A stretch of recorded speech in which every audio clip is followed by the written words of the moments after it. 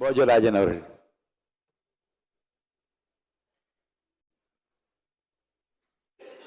மாண்புமிகு பேரவைத் தலைவர் அவர்களே, மாண்புமிகு முதல்வர் அவர்களே, அமைச்சர் பெருமக்களே, எதிர்கட்சி தலைவர்களே மற்றும் இந்த சபையில் இருக்கின்ற உறுப்பினர்கள் அனைவர்களுக்கும் எனது வணக்கங்களையும் நான் சார்ந்த பாரதிய ஜனதா கட்சியின் வணக்கங்களையும் தெரிவித்துக் கொள்கின்றேன். இன்றைய தினம் முதல்வருடைய நம்பிக்கை தீர்மானத்தில்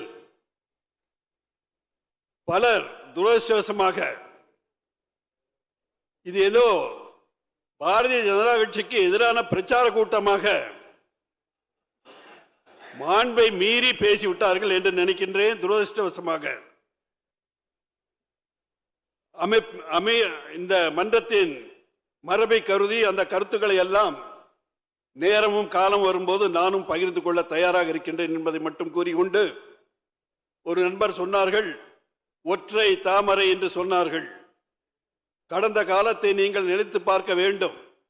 2 உறுப்பினர்கள் பாராளுமன்றத்தில் இருந்து இன்று நாட்டிலே பாராளுமன்றம் மட்டுமல்ல பல மாநிலங்களிலே ஆடுகின்ற கட்சியாக இருக்கின்ற கட்சியே போய் இங்கு கால் ஊனாது என்று சொல்லுகிறீர்கள். அது பரவாயில்லை, அது தமிழக மக்கள் பார்த்துக் கொள்வார்கள் என்பதை சொல்லிக்கொண்டு, நல்ல திட்டங்களுக்கு நிச்சயமாக எங்களது தன்னிகரற்ற தலைவர், உலகம் போற்றும் உத்தமர், மரியாதைக்குரிய மோடிஜி அவர்கள் தமிழகத்தின் பால் கொண்டுள்ள அக்கறையின் காரணமாக தமிழக மக்களுக்காக இந்த அரசை எப்பொழுதும் நல்ல பணிகளுக்கு நிச்சயமாக ஆதரவாக இருப்பார்கள் என்பதை கூறிக்கொண்டு, எங்களுடைய கட்சி நிலைப்பாடு நாங்கள் நடுநிலைமை வைக்கின்றோம் என்பதை மட்டும் கூறிக்கொண்டு எனது உரையை முடிக்கின்றேன். நன்றி, வணக்கம்.